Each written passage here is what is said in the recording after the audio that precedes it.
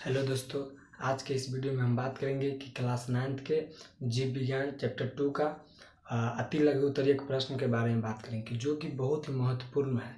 जिन बच्चों को नहीं आते हैं आंसर लिखने में, तो वो थोड़ा गौर करेंगे। और हम सिर्फ आज आंसर के बारे में बात करेंगे। क्वेश्चन लिखेंगे तो टाइम पास हो जाएगा, इसलिए हम सिर्फ आंसर के बारे में बात करेंगे। तो फर्स्ट नंबर क्वेश्चन है कि अति लघु उत्तरीय प्रश्न बोल रहा है ये बड़ा प्रश्न नहीं होता है, इसको हम छोटे शॉर्ट में जितना शॉर्ट में लिख सकते हैं। तो यह लिखा है एक नंबर प्रश्न की एक पादप उत्तक का नाम बताएं। तो आपका सही आंसर हो जाएगा विभज्योतकी उत्तक। बोला है पादप उत्तक के नाम बताने के लिए, तो इसका सही आंसर हो जाएगा विभज्योतकी उत्तक। दूसरा नंबर है कि जड़ के शीर्ष पर कौन उत्तक पाया जाता है। तो आपका सही आंसर हो जाएगा शीर्षस्थ विभज्योतकी उत्तक। शीर्षस्थ विभज्योतकी उत्तक। अब प्रश्न नंबर 3 क्या है, जो थोड़ा गौर करिएगा। प्रश्न नंबर 3 है कि प्रश्न नंबर 3 हम प्रश्न मौखिक बोलेंगे और आंसर लिखेंगे। तो प्रश्न नंबर 3 है कि सरल उत्तक के दो उदाहरण दे। क्या है? 3 नंबर है सरल उत्तक के दो उदाहरण दे। तो इसका सही आंसर क्या होगा? सरल उत्तक के दो उदाहरण हो जाएगा आपको मृदु उत्तक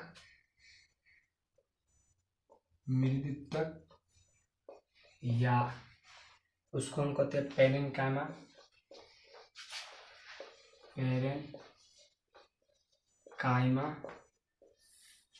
दूसरा है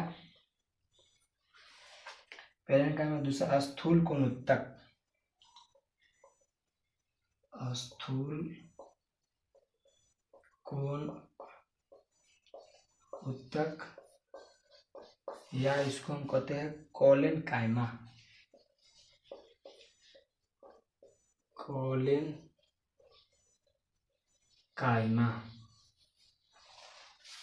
तो प्रश्न नंबर 3 हो गया कि बोला है सरल उत्तक के दो उदाहरण देने के लिए। तो हो जाएगा फर्स्ट में आपको मृदु उत्तक या जिसको हम बोल सकते हैं पेरेन्काइमा, और सेकंड में स्थूल कोण उत्तक जिसको हम कोलेनकाइमा बोल सकते हैं।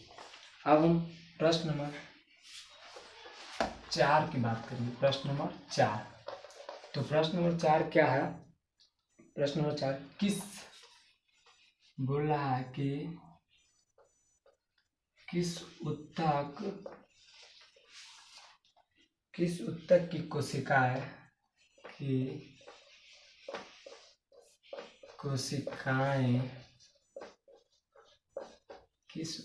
कोशिकाएं सदा विभाजित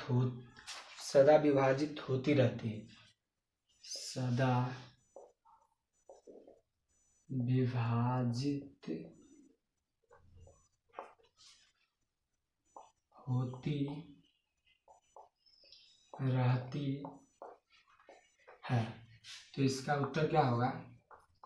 बोला किस उत्तक की कोशिकाएं सदा विभाजित होती रहती है। तो इसका सही आंसर जो हो जाएगा आपको सो हो जाएगा विभज्योतकी उत्तक। इसका सही आंसर हो जाएगा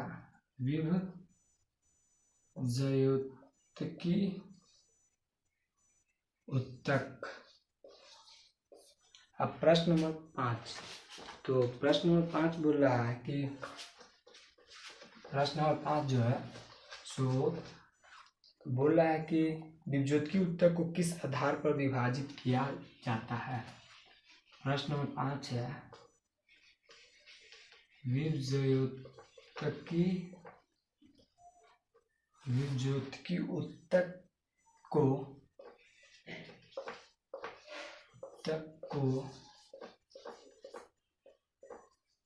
किस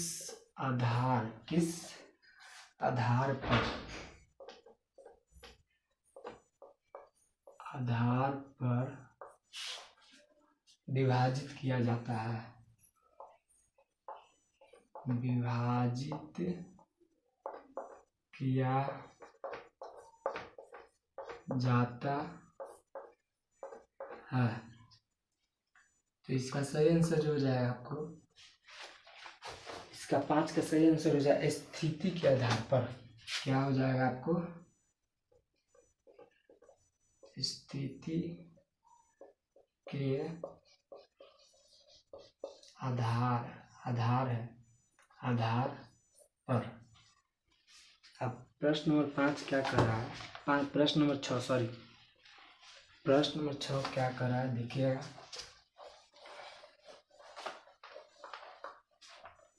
प्रश्न नंबर 6 है कि किस सरल, प्रश्न नंबर 6 है कि किस सरल उत्तक में, किस सरल उत्तक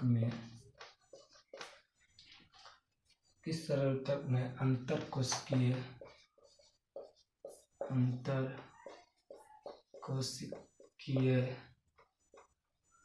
किस सरल उत्तक में अंतरकोशिकीय स्थान होता है, स्थान होता है। तो इसका सही आंसर हो जाएगा आपको 6 में हो जाएगा मृदुतक या इसको बोले थे ना पैरेनकाइमा।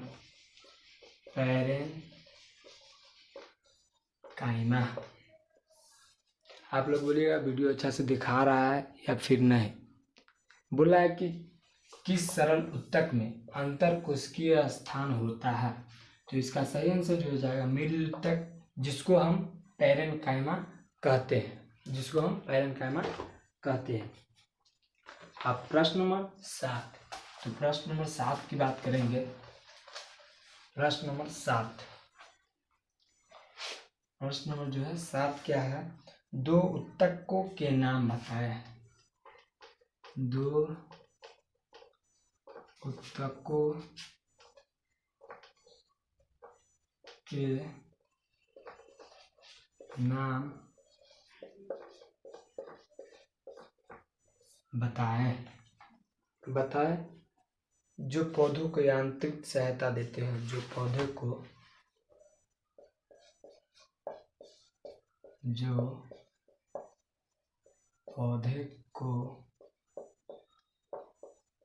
यांत्रिक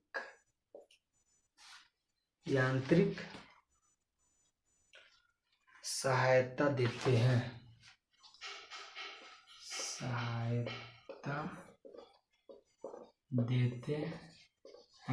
बोला 2 उत्तकों के नाम बताए जो पौधों के, क्या बोला, पौधों को यांत्रिक सहायता देती हो। तो इसका सही आंसर जो हो जाएगा आपको, कितना है, क्वेश्चन नंबर 7 है। तो इसका सही आंसर स्थूल कोण, इसका सही आंसर हो जाएगा स्थूल कोण या दृढ़ उत्तक।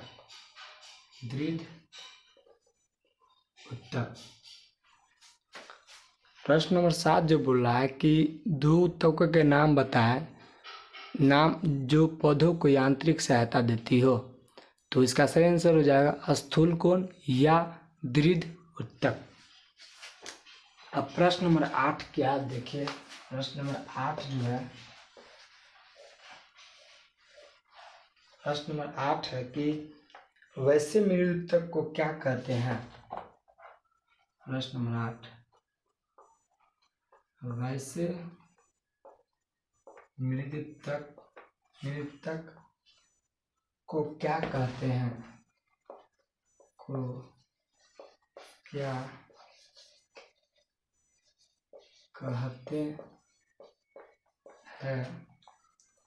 जिसमें क्लोरोफिल पाया जाता है, जिसमें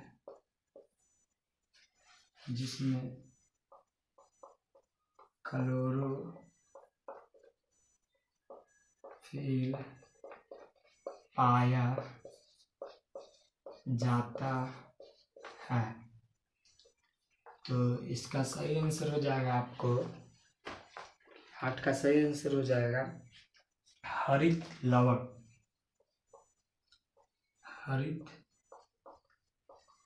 लवक या हरित लवक या इसको हम क्लोरीन कायमा कहते हैं।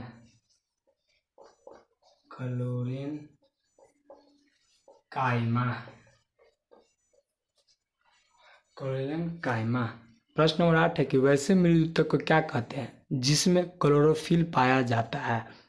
तो इसका सही उत्तर हो जाएगा हरित लवक या क्लोरोड कायमा।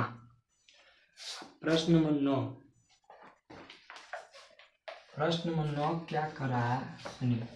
सिर्फ हम आंसर लिखेंगे, टाइम बहुत ज़्यादा लग जाएगा आंसर लिखेंगे।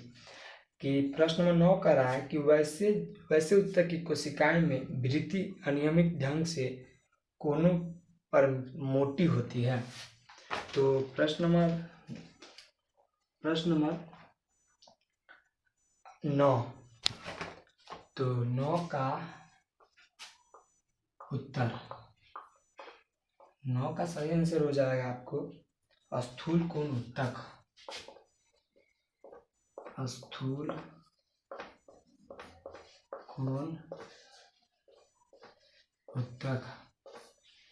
प्रश्न नंबर 9 क्या बोल रहा था, समय बहुत लग रहा है इसलिए हम क्या कर रहे हैं, सिर्फ आंसर लिखेंगे। तो प्रश्न नंबर 9 बोला है कि वह किस ऊतक की कोशिका में वृद्धि अनियमित ढंग से कोनों पर मोटी होती है। तो 9 का सही आंसर हो जाएगा, आपको उत्तर दिए हैं सिर्फ स्थूल कोण ऊतक। अब प्रश्न नंबर 10 क्या है, प्रश्न नंबर 10 का उत्तर कि नारियल का रेशा किस ऊतक का बना होता है। तो 10 का सही आंसर हो जाएगा दृढ़ ऊतक हो जाएगा, आपको दृढ़ ऊतक।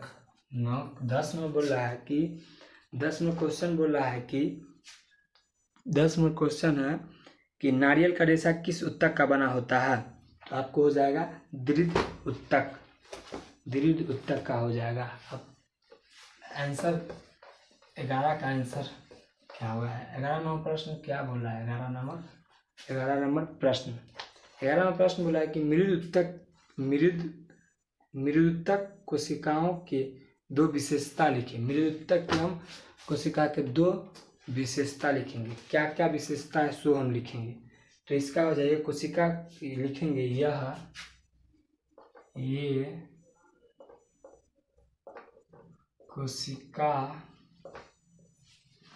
कोशिका जीवित गोलाकार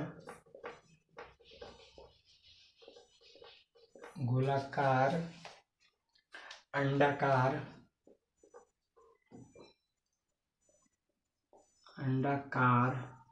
दिख रहा है, अंडाकार है, अंडाकार एवं अनियमित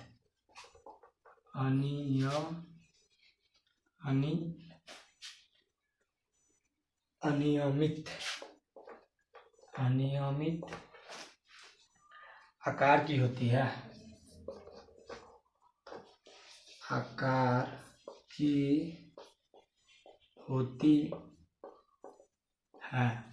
ये 11 का आंसर था, ये 11 का आंसर। पर इसमें बोला है दो ठोतर, एक तो हो गया ये वाला कि ये कोशिका जीवित गोलाकार अंडाकार एवं अनियमित आकार की होती है ये कोशिका। अब दूसरा है कि ये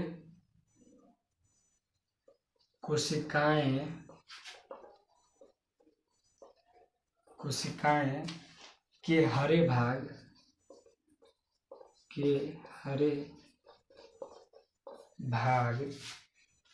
अर्थात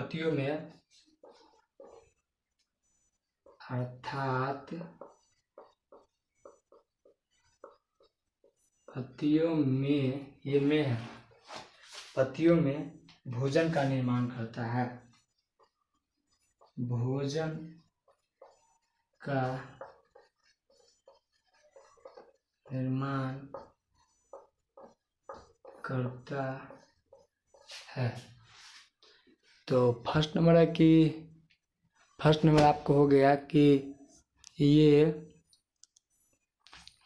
कोशिका जीवित गोलाकार, अंडाकार एवं अनियमित आकार की होती है। सेकंड, यह कोशिकाएं के हरे भाग अर्थात पत्तियों में भोजन का निर्माण करता है। नहीं सुने बुआ। अब प्रश्न नंबर 12 की बात करेंगे। तो प्रश्न नंबर 12 क्या बोल रही है कि प्रश्न नंबर 12 है कि 2 अस्थायी पादप उत्तक के नाम लिखे। 12 नंबर प्रश्न है 2 अस्थायी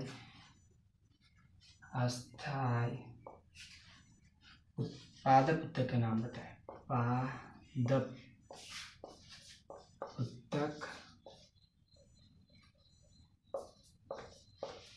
उत्तक के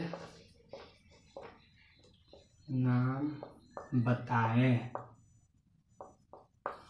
तो एक में हो जाएगा कि आपको सरल अस्थायी उत्तक।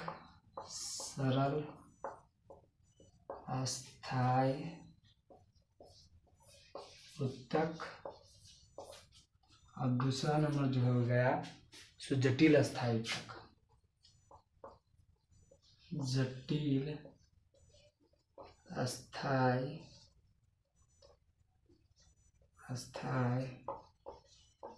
उत्तक। प्रारंभ में कि 12 नंबर प्रश्न है कि 2 अस्थायी पादप उत्तक के नाम लिखा है। तो फर्स्ट में हो जाएगा सरल अस्थायी उत्तक, सेकंड में हो जाएगा जटिल अस्थायी उत्तक। तो अब प्रश्न नंबर 13 की बात करेंगे। प्रश्न नंबर 13 क्या है,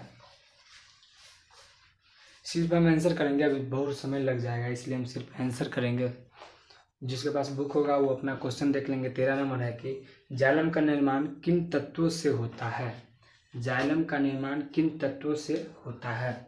तो यहाँ पर 13 का उत्तर जो हो जाएगा आपको कि जाइलम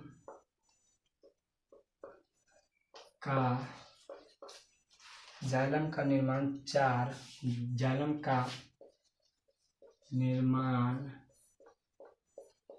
4 विभिन्न तत्वों से होता है। आपका फर्स्ट नंबर हो जाएगा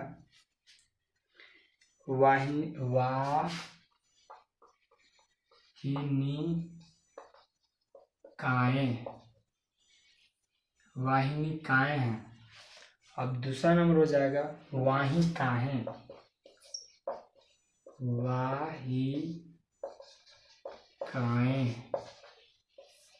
अब तीसरा नंबर जो है आपको जाइलम तंतु।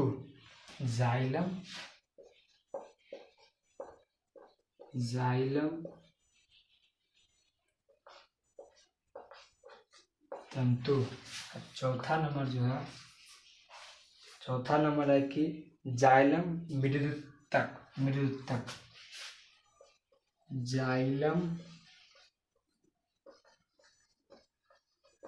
मृदुतक।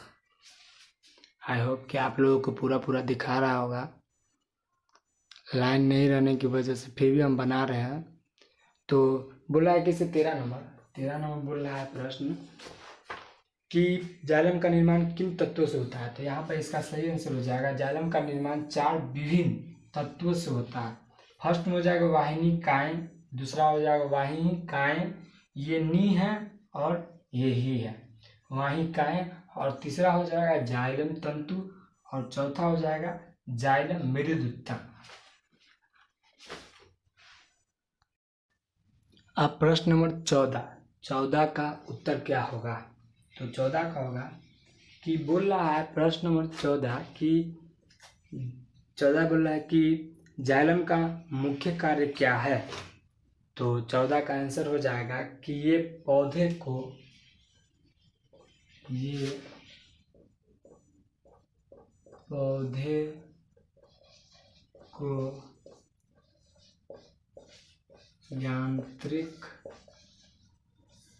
यांत्रिक सहायता प्रदान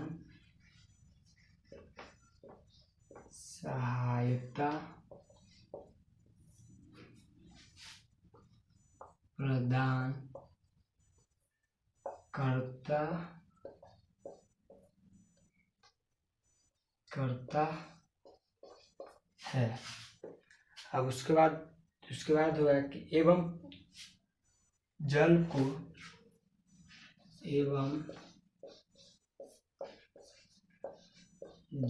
को तने से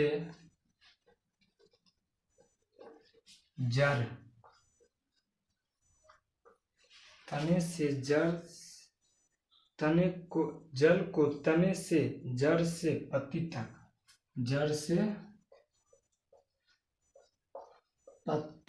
तक पहुंचाता है। 14 का उत्तर होगा कि ये पौधे को यांत्रिक सहायता प्रदान करता है एवं जल को तने से जड़ से पत्ती तक पहुंचाता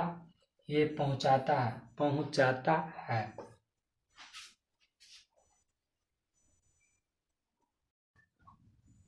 प्रश्न नंबर 15 है कि फ्लोएम किन तत्वों से बनता है।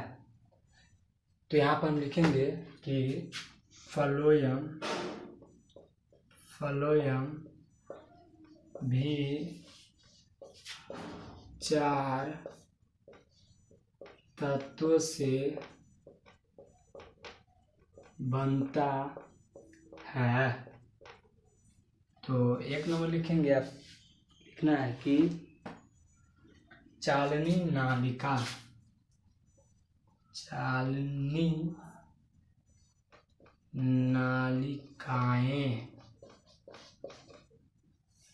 दूसरा है आपको कि सहकोशिकाएं।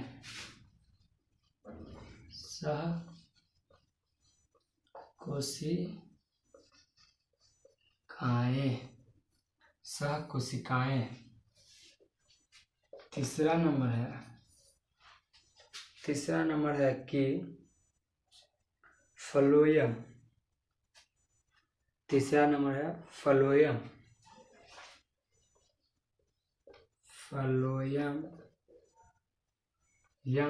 या जिसको हम कह सकते हैं बास्ट तंतु।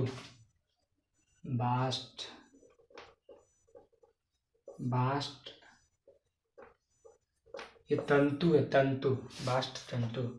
अब लास्ट है 4था नंबर कि फ्लोएम मृदुतक। फ्लोएम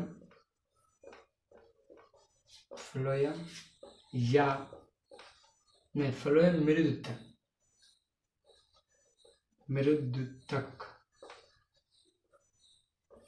प्रश्न नंबर 15 क्या बोला है कि फ्लोएम किन तत्वों से बनता है। तो इसका सही आंसर हो जाए फ्लोएम भी 4 तत्वों से बनता है। अब 1 नंबर हो जाएगा चालनी नालिकाएं, 2 नंबर हो जाएगा सहकोशिकाएं, 3 नंबर हो जाएगा फ्लोएम या बास्ट तंतु। ये नहीं दिखा रहा है, किसी को नहीं दिख रहा हो तो ये हो जाए यहाँ पे बास्ट ये तंतु। ऑप्शन नंबर 4 है फ्लोएम मृदुतक। प्रश्न नंबर 16 बोल रहा है किन उत्तक द्वारा पौधों में खाद्य पदार्थों का संवहन होता है। तो बोल रहा है किन उत्तक द्वारा, बोला उत्तक है, यहाँ पर ध्यान दिया कि उत्तक है। किन उत्तक द्वारा पौधों में खाद्य पदार्थों का संवहन होता है। तो यहाँ पर हो जाएगा 16 का आंसर आपको फ्लोएम उत्तक द्वारा। क्या होगा फ्लोएम उत्तक द्वारा। अब प्रश्न नंबर 17 का उत्तर लिखेंगे कि 17 का आंसर क्या है। बोला प्रश्न नंबर 17 कि किन्हीं दो प्रकार के एपिथेलियम ऊतक के नाम, एपिथेलियम ऊतक क्या बताना, एपिथेलियम ऊतक के नाम बताना। तो एक में होगा सल्की या सल्की या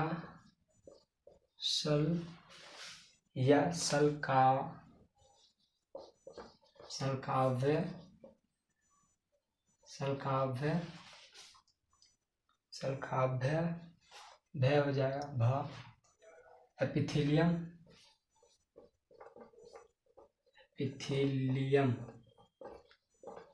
और दूसरा नंबर है कि स्तंभाकार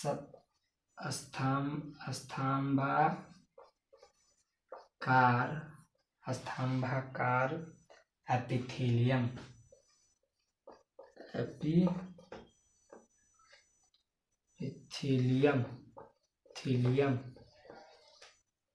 प्रश्न नंबर 17 का आंसर हो जाएगा। 16 बोल रहा है, 16 तो बता दिए फ्लोएम ऊतक हो जाएगा। अब 17 का आंसर हो जाएगा सल्की या सल्काव एपिथेलियम और दूसरा में स्तंभाकार या एपिथेलियम।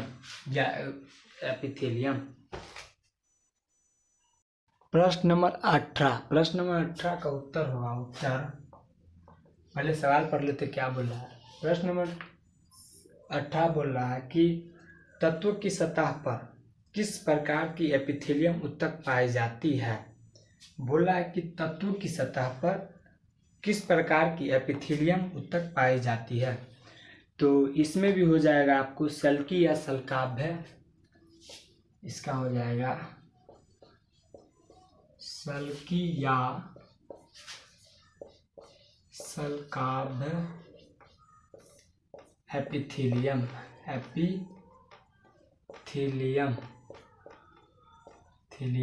ये नहीं दिख रहा होगा तो ये है एपिथेलियम है। अब प्रश्न नंबर 19 में बात करेंगे। प्रश्न नंबर 19 क्या कर रहा है। प्रश्न नंबर 19 बोल रहा है कि पश्चाम्बी एपिथेलियम के सीलिया में होने वाली गति क्या कहलाता है। तो इसका सही आंसर हो जाएगा सिलियरी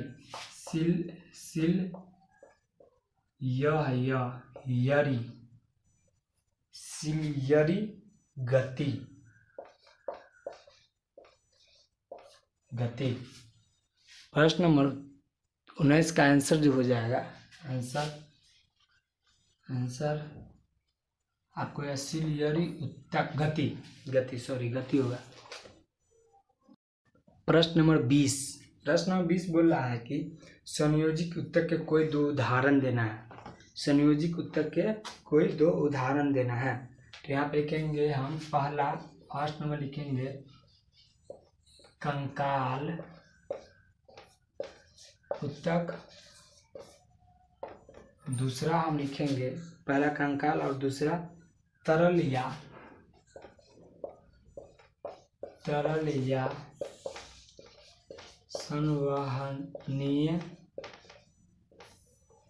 संवहनीय ऊतक। अब प्रश्न नंबर 21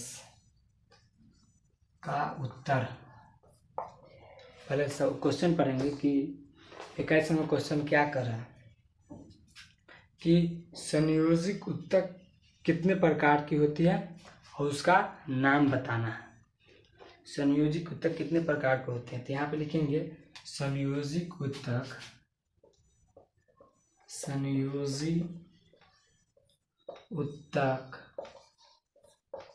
3 प्रकार के होते हैं। संयोजिक ऊतक 3 प्रकार के होते हैं। तो यहाँ पे लिखेंगे फर्स्ट में आप हो जाएगा वास्तविक संयोजिक ऊतक। फर्स्ट में हो जाएगा वास्तविक संयोजी ऊतक। सेकंड में हो जाएगा कंकाल ऊतक। कंकाल उत्तक। थर्ड नंबर ऊपर में लिख देते हैं।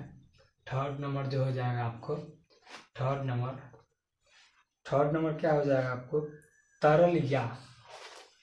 थर्ड नंबर हो जाएगा तरल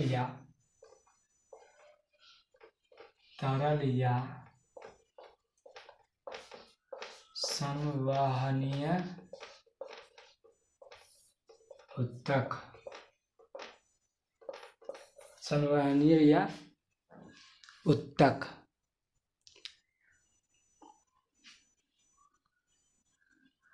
प्रश्न नंबर 22 क्या बोल रहा है कि एरियोलर उत्तक में पाए जाने वाले 2 प्रकार की कोशिकाओं का नाम लिखें। तो 22 का सही आंसर हो जाएगा आपको फाइब्रोब्लास्ट।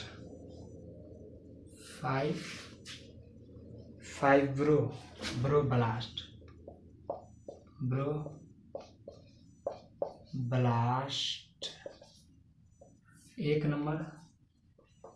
दूसरा नंबर क्या होगा, दूसरा नंबर फाइब्रोब्लास्ट के बाद हो जाएगा हिस्टोसाइट।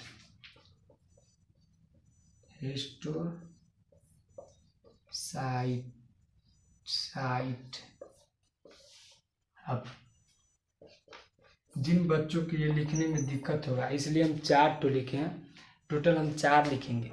तो 2 तो हो गया, अब हम 2 लिखेंगे कि वो हल्का थोड़ा लिखने में जिसको नहीं आता है तो उसके लिए हो जाएगा थोड़ा हल्का। यहाँ पे लिखेंगे प्लाज्मा। यहाँ पर क्या लिखेंगे हम, प्लाज्मा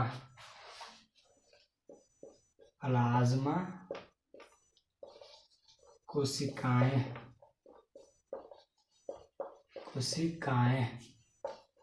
4 में लिखेंगे हम, 4 में क्या लिखेंगे हम आपको, मस्त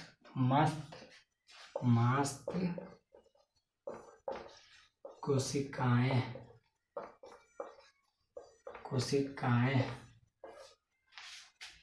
22 नंबर क्वेश्चन था तो बोला 2 लेकिन हम दिए 4, इसलिए क्योंकि बहुत बच्चों के ये लिखने में दिक्कत हो सकती है। फाइब्रोब्लास्ट बहुत बच्चों के नहीं लिखने आएगी और हिस्टोसाइट भी लिखने में गलती हो जाएगी, इसलिए हमने हल्का बहुत इजी लिख दिया, मास्ट कोशिका और प्लाज्मा कोशिका, जो बच्चों को दिक्कत ना दे।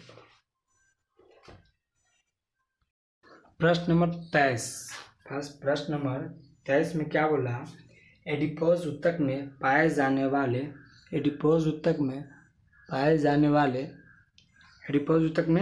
जाने वाले सचित भोज्य पदार्थ क्या है। तो हम इसका आंसर लिखेंगे कि हो जाएगा आपको कितना, 23 है, वसा हो जाएगा। क्या हो जाएगा आपको, वसा है। ये अति लघु उत्तरीय प्रश्न है, इसलिए हम इसको अति लघु उत्तरीय का मतलब होता है थोड़ा जितना शॉर्ट आप इसको आंसर लिख सकते हैं। तो इसीलिए हमने लिखा कि बोला सवाल इतना बड़ा और हम आंसर दिए सिर्फ वसा, क्योंकि इसका आंसर शॉर्ट में देना है, इसलिए हम सिर्फ वसा लिखेंगे। अब प्रश्न नंबर 24 का बात करेंगे जिसका आंसर हम लिखेंगे। तो प्रश्न नंबर 24 क्या कहता है सुनिए। प्रश्न नंबर 24 बोला, अस्थियों को मांसपेशियों से, अस्थि का मतलब क्या होता है,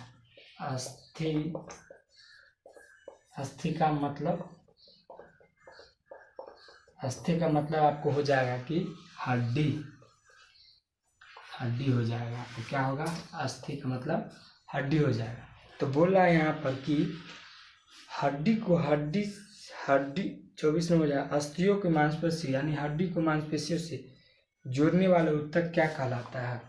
तो 24 का आंसर जो हो जाएगा आपको, 24 का आंसर क्या होगा, तो 24 का आंसर होगा श्वेत तंतुमय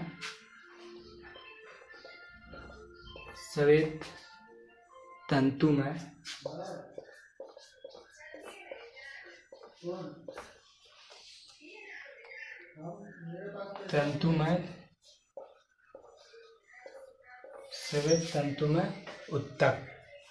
तो ये 24 का आंसर है श्वेत तंतुमय उत्तक। प्रश्न नंबर 25 का उत्तर लिखेंगे। तो सबसे पहले हम क्वेश्चन पढ़ेंगे प्रश्न नंबर 25 कि अस्थि को यानी हड्डी को हड्डी से जोड़ने वाले ऊतक क्या कहलाता है। तो हड्डी से हड्डी जोड़ने वाले ऊतक क्या कहलाता है कि बुक में पढ़ेंगे पीला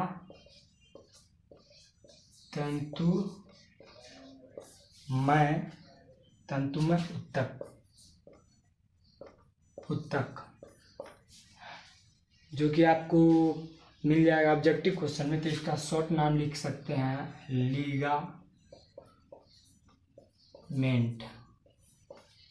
क्या लिख सकते हैं आप? लीगामेंट, जो कि आपको पूछ सकते हैं ऑब्जेक्टिव क्वेश्चन। तो इसका आंसर आप दे दीजिएगा लीगामेंट। अब प्रश्न नंबर 26 पहले सवाल क्वेश्चन पढ़ेंगे कि बोला दो मुख्य प्रकार के कंकाल ऊतक का नाम लिखे। तो दो मुख्य प्रकार के कंकाल ऊतक का नाम, तो पहला में हो जाएगा अस्थि और दूसरा में हो जाएगा उपास्थि। ये उपास्थि। प्रश्न नंबर 27 के उत्तर के बारे में बात करेंगे। उत्तर प्रश्न नंबर 27 सबसे पहले पढ़ेंगे कि क्या कह रहा है। प्रश्न नंबर 27 कह रहा है कि उपास्थि के मैट्रिक्स में पाए जाने वाली कोशिकाएं क्या कहलाती है। तो इसका प्रश्न नंबर 27 का सही आंसर हो जाएगा कॉन्ड्रियोब्लास्ट। क्या होगा?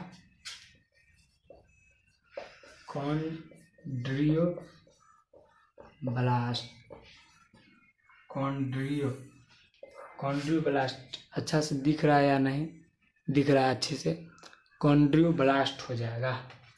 अब प्रश्न नंबर 28 क्या कह रहा है? रुकिए एक मिनट रिलीज कर लेते हैं। तो प्रश्न नंबर 28 कह रहा है, प्रश्न नंबर 28 कि दो प्रकार के तरल बोल रहा है संयोजिक ऊतक का नाम लिखे। दो प्रकार के तरल संयोजिक ऊतक के नाम बताएं। तो यहाँ पर 28 का उत्तर लिखेंगे हम। क्या लिखेंगे कि रक्त या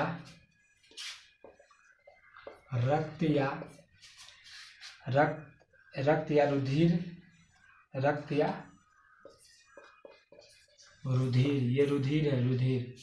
और सेकंड में लिखेंगे, दो बोला है इसलिए हम लिखेंगे दूसरा लसिका।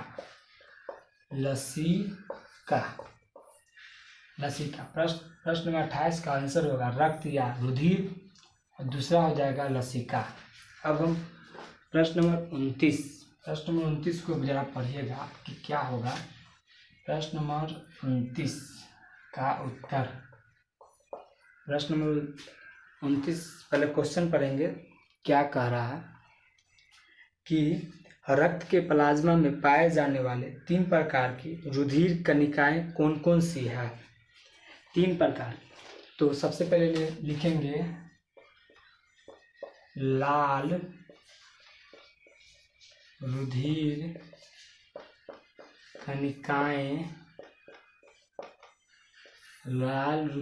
कणिकाएं। दूसरा लिखेंगे श्वेत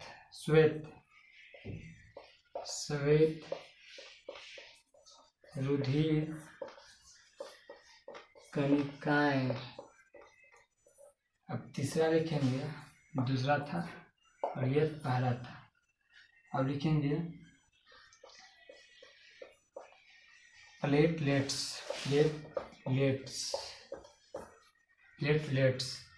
तो 29 का आंसर हो गया। अब लास्ट में सवाल है जो कि पार्ट 1 है ये, और पार्ट 2 में हम आपको बताएंगे। पार्ट 2 में बताएंगे किसे क्वेश्चन 30 से लेके और नहीं क्वेश्चन 31 से लेके 58 तक। अभी हम 30 तक, तो 29 सवाल हल किए हैं और अब एक सवाल को और हल करना है जो कि अभी हम करेंगे। प्रश्न नंबर 30। तो यहाँ पर लिखेंगे 30 का उत्तर।